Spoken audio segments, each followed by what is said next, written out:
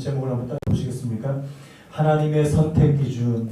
하나님의 선택 기준. 한번 더요. 하나님의 선택 기준. 하나님의 선택 기준. 요즘에는 뭐 덜 하지만 한동안 이 그리시라고 하는 말이 굉장히 많이 회자된 거 여러분 아십니까? 혹시 여러분 그리시라고 하는 단어를 아십니까? 이 그리시 뭐냐니까 그리시입니다. 립, 투지, 근성, 용기, 집념 이런 것과 관련된 이 마음의 근력을 가리키는 말이 이 그리시인데요. 미국의 심리학자입니다. 이 엔젤라 더크워스라는 분이 이 그리시라고 하는 책을 썼는데 이게 엄청나게 이게 베스트셀러가 된 거죠. 그녀가 이제 이분이 한 인터뷰에서 이 책을 이제 쓰게 된 동기에 대해서 이제 이야기를 하는데 이 여자분이거든요. 이분이 이제 어린 시절 자기 아버지로부터 이 재능이 없다라는 말을 반복해서 많이 들었다고 그렇게 얘기합니다. 한번 들어보실래요? 네가 아무리 내 딸이긴 하지만 머리가 나쁘니 성공하기 어려울 거다. 굉장히 좀 상처되는 말인데요. 넌 머리가 안 좋은 편이야. 재능이 없으면 평생 성공하지 못한다고. 이 미국에 이제 사는 그 중국계입니다. 이분이 안젤라 더크워스라는 분이 중국계 미국인인데 이 중국계 이 사람들이 또 이민하신 분들이 자기 자녀들한테 굉장히 이제 가혹하게 그렇게 교육을 시키거든요. 그래서 네가 아무리 내 딸이지만 너는 머리가 나빠. 너는 머리가 안 좋은 편이야. 재능이 없으면 평생 성공하지 못한다고. 이 말이 이제 이 여자분, 이 안젤라 더크워스라는 분한테 평생 이제 마음의 상처로 남은 겁니다. 그러면서 이제 이분이 이런 말을 하는 거예요. 저는 그 말을 부정하고 싶었습니다. 뭐랄까, 단순히 내가 재능이 있다는 걸 보여주고 싶다기보다는 재능이 없어도 성공할 수 있다는 것을 증명해내고 싶었어요. 그때부터 성공에 대한 연구를 계속 진행했습니다. 10년이 넘어가는 연구에 다들 시간 낭비라고 했지만 제가 43살이 되던 해 저는 그 연구로 전 세계 단 20명의 천재들만 받는 상, 메가더상을 수상하게 됩니다. 결국 증명해냈거든요. 재능 없이 성공할 수 있는 방법을 말이죠. 이분이 이제 이 아버지의 말에 이제 이게 자극이 돼요. 어떤 분들은 이런 말을 들으면 이제 이 일평생 이제 이 상처로 그냥 남아서 자신을 이제 좌절로 빠뜨리기가 쉬운데 이분은 이제 그 말을 듣고 이제 어떤 생각이 들었냐니까 내가 재능이 없어도 성공할 수 있다는 것을 내가 증명해내겠다. 이렇게 하면서 이제 증명했다는 사실입니다. 그러면서 이제 이 하버드 대학에서 이제 그 진행했던 실험 하나를 소개를 하는데요. 일명 이제 러닝머신 실험입니다. 이 하버드 대학생이 얼마나 똑똑한 사람입니까? 이 130명을 대상으로 이 러닝머신 위에다가 이제 최고 속도로 막 달리게 하는 게 딱 5분. 딱 5분을 딱 달리는데 뭐 금방 끝나는 실험이잖아요.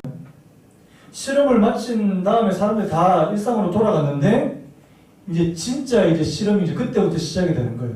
이 러닝머신 위에서 이제 자기가 있는 힘을 다해서 이제 달리는 사람들의 그 이제 면모를 이제 점수화해가지고요. 이 130명의 학생들을 무려 40년 동안 이제 추적 조사를 하게 됩니다.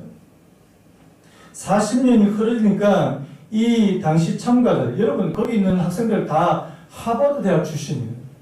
우리 생각에는 거기 있는 사람들이 다 성공할 거라고 생각하는데 그렇지 않더라는 겁니다. 이 참가자들이 60세가 됐는데 직업, 연봉, 만족도가 눈에 띄게 높은 사람이 이제 생겨나기 시작한 겁니다. 우리 보통 생각에는 그 사람이 재능이 뛰어나고 남들보다 IQ가 높아서 그렇다 이렇게 생각하기가 쉬운데 그게 아니었다는 거죠. 이 러닝머신 실험을 통해서 이 130명을 추적했는데 40년이 지난 후에 다른 사람들보다 월등하게 뛰어난 그 사람들에게서 공통적으로 나타난 게 이 그립 점수가 높았다는 사실입니다. 이게 뭐냐니까 체력의 한계가 왔음에도 불구하고 포기하지 않고 몇 번이라도 더 러닝머신을 밟은 사람. 그러니까 5분을 이 최고 속도로 했지만 5분 동안 다 견디지 못한 사람 중간에 이제 포기하고 이제 나가 떨어진 사람들도 있다는 거죠. 근데 자신의 체력의 한계가 왔음에도 불구하고 거기서 몇 번 더 하게 되는 이게 이제 그릿 점수가 높은 사람들인데요.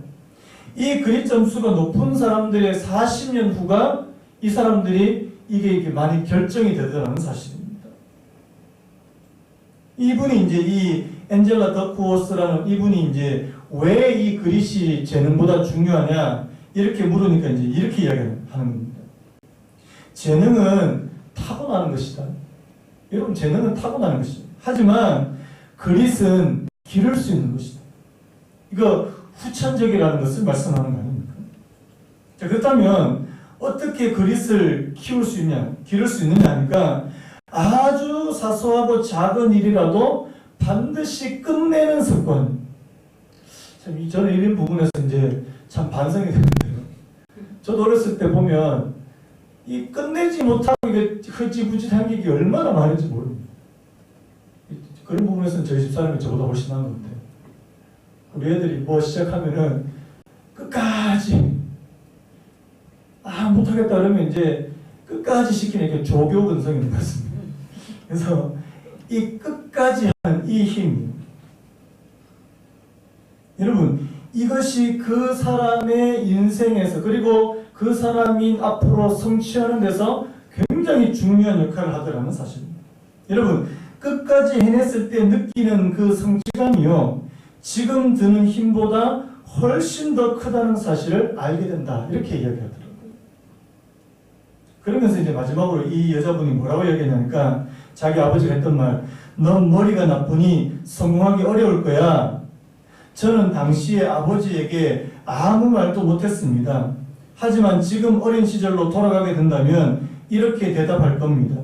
아버지, 제가 성공하지 못한다면 그것은 재능이 없기 때문이 아니라 중간에 포기했기 때문이에요.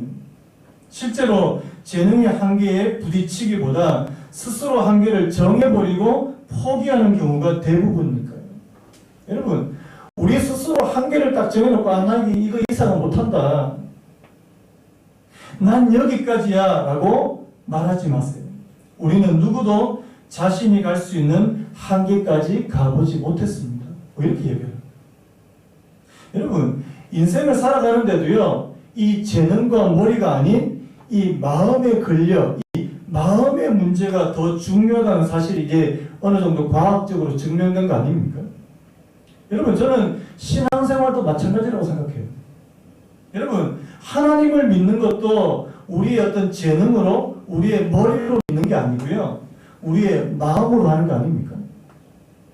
저는 최근에 그 예수님의 그 비유 말씀 중에 그 씨 뿌리는 비유의 말씀이 새삼스럽게 좀 새롭게 다가오더라고요. 여러분, 그 예수님의 그 씨 뿌리는 비유 말씀 다 아시죠? 어떤 농부가 씨앗을 뿌렸는데 각기 다른 네 종류의 땅에 떨어졌다는 사실입니다. 길가, 돌밭, 가시떨기, 그 다음에 좋은 땅. 여러분, 그런데요, 이 농부가 뿌리는 그 씨앗의 종류는 같은 겁니까? 다른 겁니까? 같은 거라는 사실. 여러분, 거기에서 나중에 예수님이 이 비유의 말씀을 설명해 주시면서 이 씨를 뭐라고 이야기하냐니까 하나님의 말씀이래요. 여러분, 하나님의 말씀은 모든 사람들에게 동일한 말씀인 줄로 믿습니다. 그런데요, 그 하나님의 동일한 말씀이 뿌려지는데 무엇에 따라서요? 그 밭의 종류 그리고 밭의 상태에 따라서 너무나도 다른 결과를 맺더라는 사실. 저도 그랬어요. 제가 요즘 무슨 생각이 드냐니까요, 설교를 하는 사람도 중요한데요, 설교를 듣는 분들이 훨씬 더 중요하다는 사실을 요즘 계속 그런 생각이 듭니다. 여러분들의 마음, 물론 그렇다고 해서 제가 설교를 그냥 대충 준비하겠다는 말이 아닙니다. 근데 여러분들의 마음 상태가 제가 설교하는 것보다 훨씬 더 중요하더라는 사실입니다. 여러분, 길가에 뿌려진 이런 길가와 같은 마음, 어떤 마음이에요?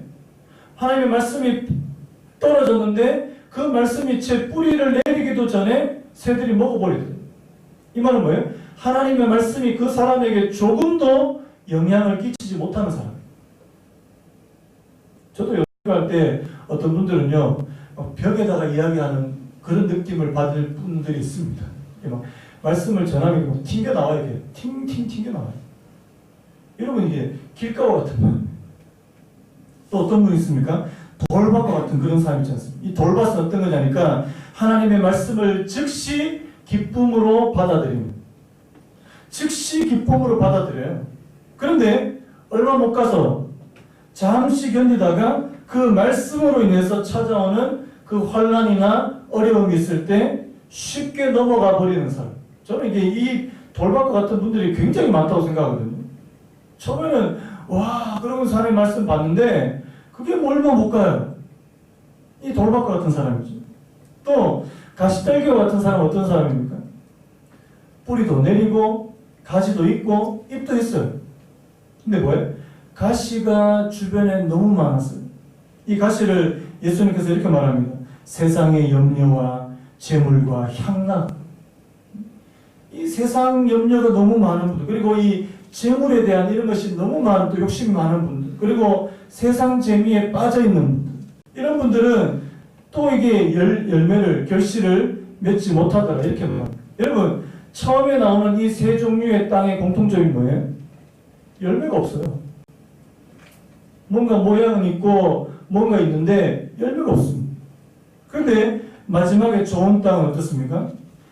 그 누가복음 8장에도 나오고 그 마태복음 13장에 나오는데 30배, 60배, 100배의 결실을 얻더라. 여러분 그 잘 아시는 누가복음 8장 15절 말씀 우리 같이 한번 읽어볼까요? 시작. 좋은 땅에 있다는 것은 착하고 좋은 마음으로 말씀을 듣고 지키어 인내로 결실하는 자. 여러분 좋은 마음으로 하나님의 말씀을 듣고 지키고 인내하면서 그 말씀에 따른 그 열매, 그 결실을 맺게 되는 사람. 여러분 오늘 저와 여러분들의 마음의 밭, 마음의 상태는 어느 쪽입니까? 여러분 저는 바라기는요 우리 사랑하는 모든 우리 그레이스교회 성도님들의 그 마음이 좋은 땅과 같이 되시기를 정말 바랍니다. 제가 앞에서 말한 이 그릿과 관련된 이 내용하고요. 그리고 이 예수님의 비유의 말씀을 보다 보니까 성경에 딱 한 인물이 떠오르더라고요. 그게 오늘 이 본문에 나오는 이 다윗입니다. 다윗. 여러분 이스라엘에서도 변두리인 이 베들레헴, 여러분 다윗의 고향이 베들레헴이잖아요. 이 베들레헴 출신의 목동이에요. 아버지 이새의 집안에서 막내로 아무런 존재감이 없었던 그 다윗이 하나님이 택하신 이스라엘의 왕이 됐습니다. 여러분 그가 재능이 많아서 그런 걸까요? 남보다 똑똑해서 그런 걸까요? 여러분 위에 그게 아닌 것 같은 거예요. 그릿을 한번 대입해서 생각해 보면 다윗도 그릿 점수가 굉장히 높지 않았을까 이런 생각도 제가 해봅니다. 여러분 오늘 말씀 본문 7절 말씀이 뭐라고 되어 있습니까? 한 사람은 외모를 보거니와 나 여호와는 어디를 보신다고요? 중심을 본. 한번 따라해볼까요? 사람은 외모를 보거니와 나 여호와는 중심을 보느니라. 나 여호와는 중심을 보느니라. 여러분 저는 이 말씀이 정말 진리인 것 같아요. 여러분 사람은 어디를 봅니까? 사람은 겉을 볼 수밖에 없어요. 사람은 진짜 외모를 봅니다. 제가 진짜 몇 번이나 경험한 일인데요. 이제 전도 건빵을 여기서 많이 나누잖아요. 어떨 때 이제 바빠서 급하게 이제 그냥 옷을 대충 입고 나갈 때가 있습니다. 절대 안 버리시더라고요. 희한하죠. 사람은 똑같은 사람인데요. 그냥 옷을 그냥 이렇게 어떨 때 이렇게 제가 저번에 뭐 운동화 차림에 이렇게 대충 한번 입고 나가서 이제 돌려고 했는데 안 받으시는 거예요. 그 제가 이게 좀 이상하다 싶어서 이제 급하게 집에 들어가서 이제 옷을 조금 이제 그래도 뭐 제가 옷이 별로 없지만 옷을 그래도 조금 깔끔하게 차려입고 다시 나와서 돌렸습니다. 잘 받으시는 거예요. 제가 야 진짜 심하다. 사람은 똑같은데 물론 그분들은 제가 누군지 모르니까 제가 진짜 사람은 외모를 볼 수밖에 없구나. 마치 그런 거 아닙니까? 백화점 갈 때 여러분들이 갖고 있는 제일 좋은 옷 입고 가시죠. 요즘 저는 백화점을 가본 일이 없어서 백화점 갈 때는 그런 말 하지 않으니까 자기가 가지고 있는 것 중에 제일 좋은 옷 입고 가야 된다고 아니면 매장에서 벌써 무시한다고. 그 전도 세미나 가니까 강사들이 그렇게 이야기하더라고요. 전도할 때 제일 좋은 옷을 입고 전도하라고.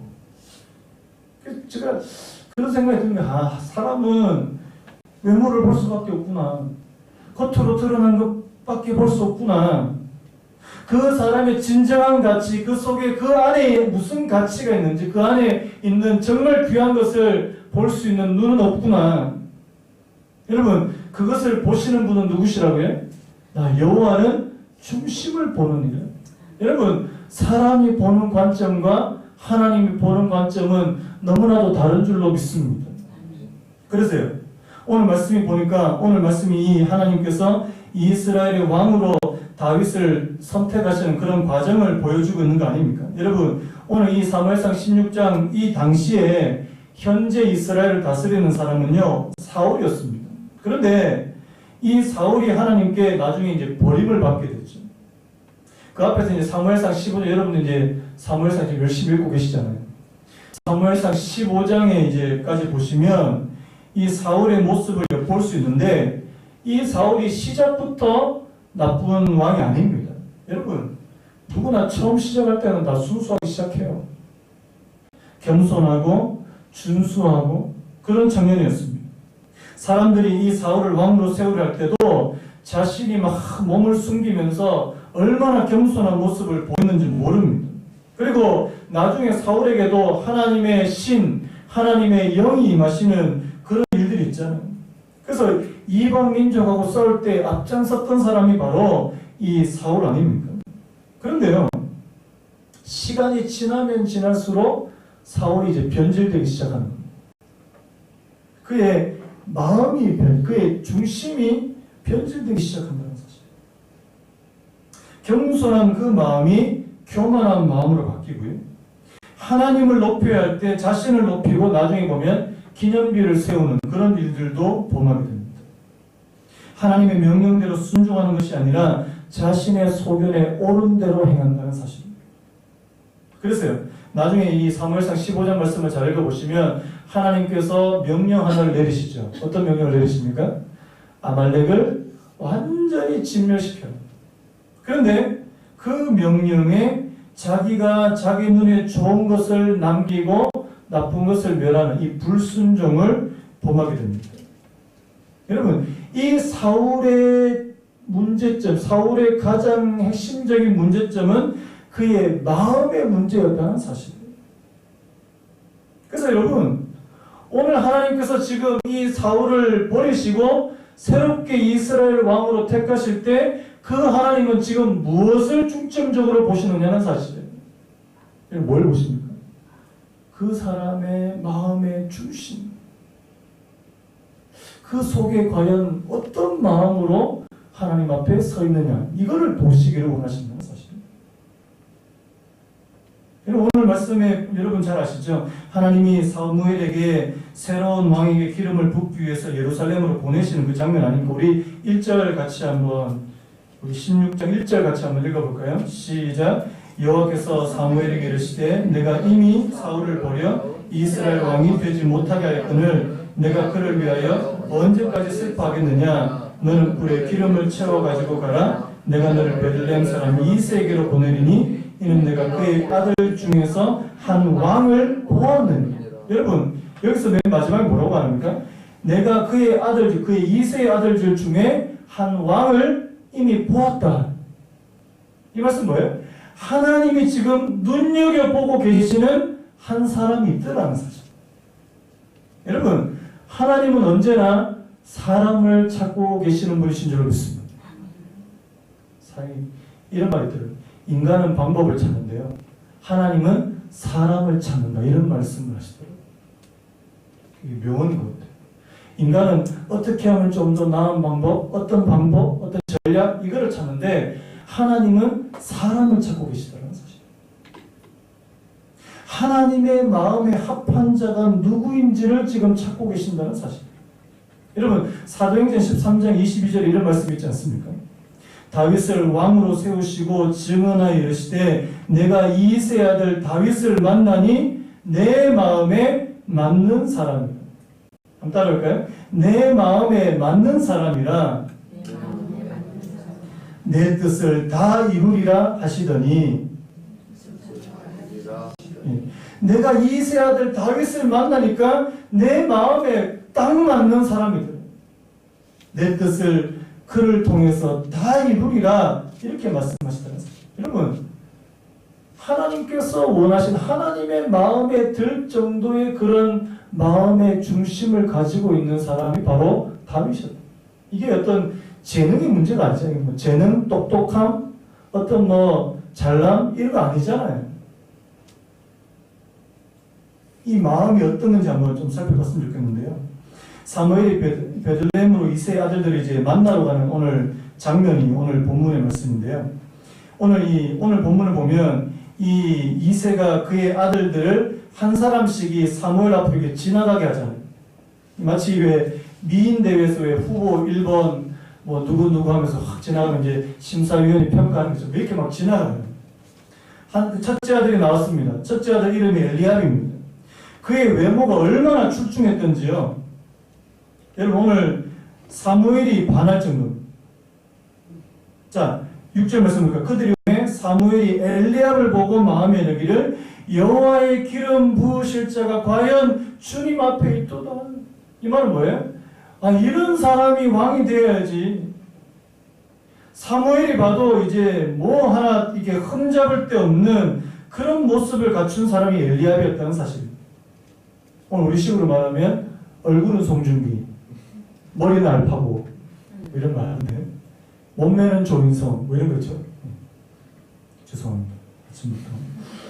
학벌은 서울대 뭐 이런 거. 누가 봐도 왕이 될 만한 사람이에요. 근데 뭐 놀라운 건 뭐예요? 하나님은 아니라는 거예요. 하나님은 외모로 완벽한 조건을 갖춘 그 사람이 아니라는 거예요. 진짜 말씀 뭐라고 말합니까? 내가 이미 그를 버렸대. 여러분, 이 버렸다는 이 말씀이 지금 이게 무엇을 지금 연상시키냐니까요. 자, 1절 말씀 다시 보시면요. 내가 이미 사울을 버려. 이렇게 되어 있었어요. 여러분, 오늘 이 이세의 첫째 아들 엘리압이 마치 사울을 연상시키더라는 사실입니다. 여러분, 우리가 잘 알다시피 이스라엘의 첫 번째 왕 사울이 외모적으로 출중한 사람입니다. 어느 정도니까 키가 다른 사람 이렇게 어깨 위로 하나 더 있는 거죠. 이렇게 키도 엄청나게 크고 준수하고 잘생기고 많은 사람들이 이렇게 우러러볼 만한 그런 외모와 그런 또 이런 것들을 다 갖춘 사람이 이 사울 아닙니까? 그런데 하나님은 그 사울 그리고 오늘 여기 나오는 이 엘리압을 버렸다 이렇게 말합니다. 여러분, 여기서 말하는 이 외모라는 것이 단지 이 얼굴 생김새만 말하는 게 아니잖아요. 우리 눈으로 볼 수 있는 외형적인 것 모든 것을 다 포함하고 있다는 사실입니다. 그 사람의 능력, 학벌, 재능, 스펙, 연봉 모든 것이 다 이 외모라는 이 말 한마디 속에 다 포함될 수 있을 것 같아요. 그런데 이것만을 보고 선택하는 것은 이 위험한 일이라는 사실. 제가 이제 결혼하는 우리 나중에 청년들한테 그런 얘기를 좀 많이 하겠는데요. 결혼하는 분들, 청년들이나 또 며느리나 이 사회 보시는 이런 분들 이야기하면 처음에는 다 그렇게 이야기해요. 외모 안 본다고. 절대 외모 안 본다. 근데 나중에 보면 조건이 다 있더라고요. 여러분, 이런 것들이 우리의 선택의 기준이 되어서 낭패 볼 때가 얼마나 많냐면요. 저는 마음씨가 중요하다는데 마음씨가 보여야 말이죠. 안 보이는데. 여러분, 그래서 오늘 이 엘리압도 타락. 자, 둘째 아들 아비나답, 셋째 아들 삼마, 둘째, 셋째 아들 다 탈락. 넷째부터 일곱째까지 아예 이름도 안 나옵니다. 이 세 아들들이 모두 사무엘을 다 지나갔는데요. 그런데 하나님이 왕이라고 그렇게 말씀해 주시는 사람이 한 사람도 없는 거죠. 자, 그러니까 이제 뭐라고 말합니까? 네 아들이 이거밖에 없냐 이 말이죠. 네 아들들이 다 여기 있느냐? 11절 말씀에 이세가 이르되 아직 막내가 남았는데 이 막내라고 하는 이 단어 이게 히브리어로 하카탄이라는 단어입니다. 하카탄. 이 하카탄이라는 이 단어의 뜻이 뭐냐니까 작은 자 혹은 보잘것없는 자라는 뜻입니다. 하카탄이라는 단어. 여러분 원래 뭐 지금도 그렇지만 예전에는 더했죠. 장남을 우선시하는 그런 사회 가운데 이 막내는 그냥 있어도 되고 없어도 되는 존재. 여러분 오늘 선지자 사무엘이 그 이새의 집에 왔는데 다른 아들들은 다 불러가지고 그 앞에 이제 다 줄을 서 있는데 막내 아들은 아예 부를 생각도 안 하는 거죠. 뭘 말하는 겁니까? 그 집안에서 별로 인정받지 못한 그런 보잘것없는 아들이라는 사실이에요. 뭐 요즘에는 자녀들이 1명 아니면 2명이니까 다 귀하지만 예전에 뭐 자녀가 8명, 10명 있을 때는요 1명 잃어버려도 뭐 없어진지도 잘 몰라요.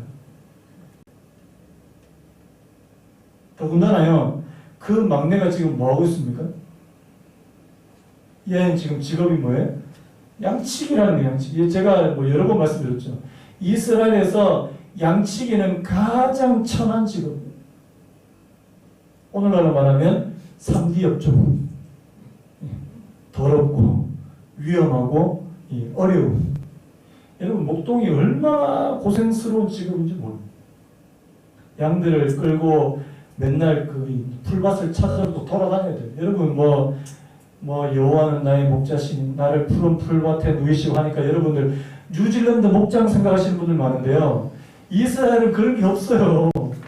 막 밖에 푸른 잔디 같은 게 쫙 펼쳐진 그게 이스라엘은 그런 게 없어요. 조금 1평, 2평 남짓한 그런 곳에 풀 조금 있는데 양들이 가서 한 번 먹으면 없어요. 이 목동들은 날마다 새로운 풀밭을 찾으러 돌아다녀야 되는 거예요. 또 밤에는 제대로 잘 수 있습니까? 맹수들 때문에 잠도 제대로 못 자요. 또 양들은 너무너무 더러워요. 제가 몽골에서 선교사님 얘기를 들었는데요.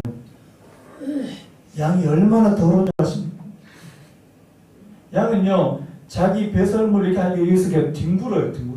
그 여러분 뭐 양털이 굉장히 깨끗해 보이죠. 그 엄청 많이 세척한 거예요. 제가 거기서 이제 양이 이제 그 하늘을 봤는데 기가 막히게 더럽습니다. 왜 예전에 그 성화 같은 거 보면 예수님이 이제 양을 이제 막 이렇게 목 뒤에다 이렇게 탁 이렇게 하고 이렇게 오시는 그런 장면 아시죠? 그거는 연출하기 힘든 장면이랍니다. 양은요 한번 이렇게 들면 보둥보둥거려가지고 절대 안기지 않는다는 거예요. 이 양이 얼마나 또 고집이 센지요. 그 당시 이제 팔레스타인 지방에 이제 이 양 같은 놈아 하면 이제 가장 심한 욕입니다. 오늘 우리나라 치면 야이 X 같은 놈아 이런 거하고 똑같은 거예요. 아시죠? 그 멍멍 그거하고 똑같은 그게 양 같은 놈. 이게 양치기가 얼마나 이게 힘든 일인지 몰라요. 이세 아들 이 다윗이 막내였고요. 거기다가 목동이었습니다. 참 그 가정 안에서 전혀 인정받지 못한. 제가 예전에 아직도 기억이 나는데요. 제가 예전에 교회에서 첫 번째 금요 설교, 그러니까 금요 기도에서 그러니까 어른들 앞에 처음으로 나왔을 때 제가 이제 이 다윗 설교를 한번 한 적이 있습니다. 어른들 대상. 제가 이제 어른들 대상으로 첫 설교니까 얼마나 떨리겠어요. 근데 제가 설교를 하다가 갑자기 이제 하나님께서 주시는 건지 애드립인지 모르겠는데 입에서 불쑥 이제 어떤 말이 튀어나가니까 나 아들 맞아? 다윗의 독백 가운데 나 아들 맞아? 이랬더니 이제 어른들이 한번 빵 터진 적이 있어요. 오늘은 별로 전혀 소용없습니다. 다윗이 무슨 생각일까요? 나 아들 맞냐고. 다른 형들은 지금 다 거기 있는데 자기는 지금 뭐 사무엘 선지자가 왔는지 안 왔는지도 모르는 상태예요. 여러분 그런 가운데 오늘 이 다윗이 하나님이 이런 다윗을 보고 이 다윗을 선택하기를 원하셨다는 사실입니다. 저는 여기서 이제 좀 중요한 포인트를 하나 발견하게 되는데요. 여러분 나중에 17장에 보면요. 오늘 뭐 나중에 우리 한번 같이 나누게 될 기회겠지만 17장에 보면 나중에 이 다윗이 골리앗과 싸우기 전에 사울왕 앞에서 자신에 대해서 하는 말이 있습니다. 우리 성경 갖고 있는 분들은 17장 34절 우리 같이 한번 읽어볼까요? 17장 34절 있습니다. 시작. 주의 종이 아버지 양을 지킬 때에 사자나 곰이 와서 양떼에서 새끼를 물어가면 내가 따라가서 그것을 치고 그 입에서 새끼를 건져내었고 그것이 일어나 나를 해하고자 하면 내가 그 수염을 잡고 그것을 쳐 죽였나이다. 여러분 여기서 우리가 한 가지 알 수 있는 중요한 사실, 하나님께서 다윗을 택할 수밖에 없는, 하나님의 선택 기준에 맞을 수밖에 없는 다윗의 중요한 그런 성품이 있는데요. 여러분 오늘 왜 이 34절에서 이게 무슨 말이에요? 다윗이 자기 아버지 양을 칠 때 대충 하지 않았다는 거예요. 대충 하지 않았다는 거예요. 주의 종이 아버지 양을 지킬 때에 사자나 곰이 와서 양떼에서 새끼를 물어가면 내가 따라가서 그것을 치고 그 입에서 새끼를 건져내었고 그것이 일어나 나를 해하고자 하면 내가 그 수염을 잡고 그것을 쳐 죽였는. 여기서 뭘 할 수 있어요? 목숨까지 걸었다는 사실. 여러분 어떤 목사님이 그런 얘기 하시더라고요. 마치 그 일을 하다가 죽을 사람처럼 그렇게 양을 지키는 사람이었다는 사실. 여러분 만약에 저와 여러분들이 만약에 목동하다가 양 지키다가 맹수가 찾아와요. 어떻게 하시겠습니까? 안녕히 계십시오.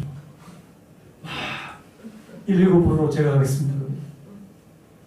대부분 그럴 거야 아마. 왜? 내 목숨부터 이제 일단 살고 봐야 되니까 뭐 맹수가 오든지 말든지 일단 나부터 살아야 되는 거 아닙니까? 여러분 나중에 하나님께서 이스라엘 왕을 택하실 때 이 이스라엘 왕을 뭐라고 말하지 않습니까? 이스라엘 왕을 다른 말로 이스라엘의 목자라고 부르더라고요. 목자. 왜 목자라고 부르죠? 이 이스라엘의 왕이 될 사람들은 자기 백성들 한 사람 한 사람을 뭐처럼요? 양처럼, 자기의 양처럼 그렇게 돌볼 수 있는 이 목자의 심정을 가진 사람이 이스라엘의 왕이 될 수 있더라는 그런 사실입니다. 여러분 여기서 여러분 떠오르는 분이 없습니까? 요한복음 10장에 나오는 선한 목자 되신 우리 예수님. 요한복음 10장 14절 15절이요. 나는 선한 목자라. 나는 내 양을 알고 양도 나를 아는 것이 아버지께서 나를 아시고 내가 아버지를 아는 것 같으니 나는 양을 위하여 목숨을 버리노라. 한번 따라해볼까요? 나는 양을 위하여 목숨을 버리노라. 여러분 이 다윗이 지금 신약에 나오는 누구와 많이 닮았습니까? 예수님과 너무너무 닮았더라는 사실. 오늘 다윗은요 선한 목자 되신 예수님의 모습을 지금 비춰주고 있는 것입니다. 하나님께서 진정으로 찾으시는 이스라엘 목자가 바로 이런 사람이라는 것을 말씀하고 있다는 사실. 예전에 그 어떤 목사님이 이런 말씀하는 걸 제가 들었는데요. 자기 교회 부교육자들한테 이렇게 이야기했답니다. 마치 여러분 전도사님, 목사님, 이 교회, 이 사역지가 여러분의 마지막 사역지라고 생각하고 일하십시오. 저는 그 얘기를 듣고 되게 좀 찔렸거든요. 사실 제가 부교육자일 때 이 교회가, 이 사역지가 내가 마지막 사역지라고 그렇게 과연 생각했을까? 저는 별로 그렇게 생각 안 했거든요. 그런데 이 목사님이 자기 교회 부교육자들한테 이 교회가, 이 사역지가 마지막 사역지를 이렇게 생각하면서 일하는 거예요. 여러분, 내가 이 사역지가, 이 교회가 내가 섬기는 마지막 교회라고 하면 자기 베스트가 나오겠죠. 자기 베스트가 나오겠죠. 아니면 그냥 잠시 그냥 거쳐가는 곳이다. 이렇게 생각하면 자신의 최선을 다하지 않을 거예요. 거기에 내 모든 것을 쏟아붓지 않을 겁니다.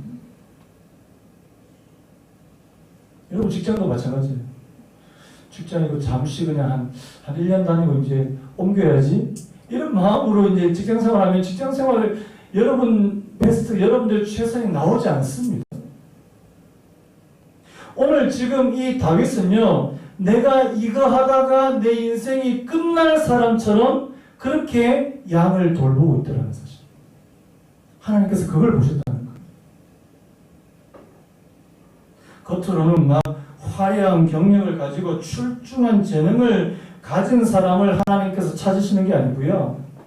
진짜 네가 양떼를 내가 내한테 맡기는 양떼를 진짜 목숨을 걸고 마지막인 것처럼 그렇게 할 수 있느냐는 사실이에요. 제가 부교육자 때는요, 사실 솔직한 말씀으로 그 교회가 마지막이라고 생각 못했습니다, 사실. 제가 개척을 해보니까 저는 이제 다른 데 갈 데도 없어요. 불러줄 데도 없습니다. 이 교회가 제 마지막 교회라고 생각합니다, 저는. 열심히 해야 되는데. 우리 교육자들. 여기서 좀 잘 있다가 그냥 더 좋은 데로 가야지. 이렇게 생각하면 여러분 베스트가 안 나올 거예요. 하나님이 누구를 오늘 하나님께서 이 다윗과 같은 사람, 끝까지 양 한 마리 한 마리를 끝까지 포기하지 않는 그런 마음의 중심을 가진 사람을 하나님께서 찾고 계시다는 사실입니다. 자, 그럼 오늘 다윗의 모습을 어떻게 묘사합니까? 자, 오늘 16절 말씀 보니까요, 12절이죠. 자, 이에 사람을 보내어 그를 데려오매 그의 빛이 붉고 눈이 빼어나고 얼굴이 아름답더라. 여러분 이 말씀을 오해하시면 안 돼요. 빛이 붉고 눈이 빼어나고 얼굴이, 이거 외모를 말하는 거 아니냐, 잘생겼다는 말이 아니냐, 이게 잘생겼다는 의미가 아닙니다. 그의 빛이 붉다는 이 의미는요, 생명력, 생기가 넘친다는 뜻입니다. 빛이 붉다는 의미입니다. 이 말은 뭐냐니까, 자기 양을 보호하기 위해서 이리 뛰고 저리 뛰면서 생기가 넘치는 얼굴이라는 사실. 그리고 눈이 빼어났다는 것은 눈에서 이게 빛이 나왔다는 거죠. 여러분, 눈에서 빛이 나온 사람은 어떤 사람이에요? 자, 어젯밤에 이제 우리 축구 결승했는데 밤새도록 축구 보고 막 아침에 이제 눈 뻘개가지고 이런 분들에게 눈에서 빛이 납니까? 아마 2부 예배 때도 그런 분은 계시지 않을까 싶은 생각이 드는데 어제 또 결국 축구 졌거든요. 나중에 오늘 아침에 저는 이제 어제 설교 준비하는데 밖에서 막 소리도 한 골 넣었나 보다. 그 다음부터 조용해요. 졌나 보네. 저는 이게 소리만 들어봐도 사람들 소리만 들어봐도 알겠던데 그럼 말라고 보고 있냐 그거. 축구를 근데 그렇습니다. 여러분 밤새도록 막 이렇게 술 마시고 놀다가 아침에 부시시 일어난 그런 눈이 아니고요. 어떤 일에 자기의 일에 몰두하고 집중력 있는 사람들의 그 눈에서 이게 이 광선이 빛이 나는 거 아닙니까?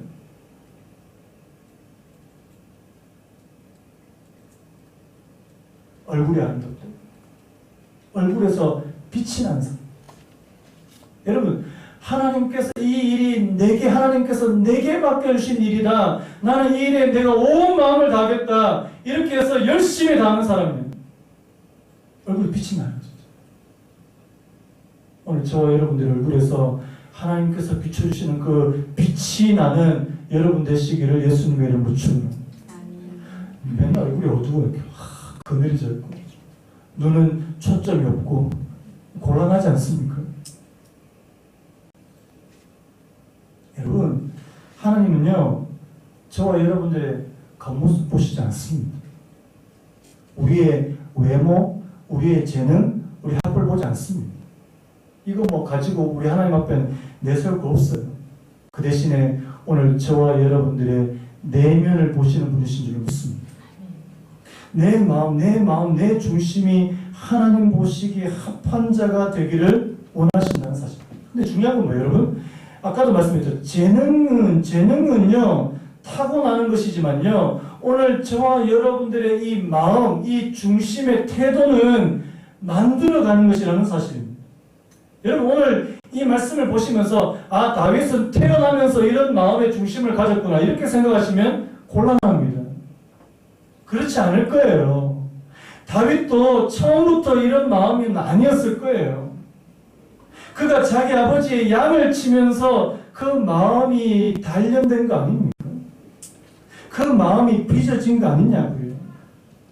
그가 양을 치다가 밤에 무서우면 나중에 보면 수금을 타잖아요. 그가 수금을 타면서 하나님을 찬양하기도 하고요. 또 그가 하나님 앞에 소리를 내어서 기도하기도 하고요. 하나님의 말씀을 묵상하기도 하고요. 여러분, 하나님께서 기뻐하시는 이 다윗의 마음은 저는 후천적으로 빚어진 마음이라고 생각합니다. 마음을 경작하는 사람. 여러분, 그 영어 표현에 cultivate your heart 이런 표현이 나옵니다. 이게 뭐냐니까 마음을 경작하십시오. 한번 따라해볼까요? 마음을 경작하십시오. 여러분, 우리의 마음도 경작의 대상이라는 사실을 기억하시길 바랍니다. 호세아서 10장 12절 우리 같이 읽겠습니다. 시작. 너희가 자기를 위하여 공의를 심고 인애를 거두라. 너희 묵은 땅을 기경하라. 지금이 곧 여호와를 찾을 때니 마침내 여호와께서 오사 공의를 비처럼 너희에게 내리시리라. 뭐라고 합니까? 너희 묵은 땅을 기경하라. 묵은 땅을 기경하란 말이 밖에 나가서 땅 팔아. 저는 이런 의미가 아니라고 생각합니다. 오늘 저와 여러분들에게 딱딱하게 굳어져 있는 그런 마음, 하나님의 말씀에 대해서 전혀 반응하지 않는 그런 마음이 있다면 그거 경작하라는 거예요. 내가 하나님께서 정말 기뻐하시는 그 마음의 태도, 그 중심이 될 수 있도록. 우리 아까도 찬양 불렀지만요, 모든 상황 속에서 하나님을 찬양할 수 있는, 모든 상황 속에서 하나님을 찬양할 수 있는 사람 어떤 사람이에요? 그 마음의 중심이 하나님 앞에 딱 고정되어 있는 사람 아닙니까? 우리 마음 어때요? 나는 이 모든 상황에서 하나님께 예배가 잘 안 되잖아요. 내 영혼이, 내 마음이 확정되고 확정되었어. 하나님, 오늘 저희들도 다윗과 같은 그런 마음, 하나님, 이 마음이 하나님 앞에 올바르게 서 있는 사람, 내 마음이 확정되고 확정되었어. 그런 은혜가 있기를 예수님의 이름으로 축원합니다. 우리 아까 불렀던 찬양 한번 같이 부르고 예배를 마치려고 하는데요. 모든 상황 속에서 주를 찬양할지어다.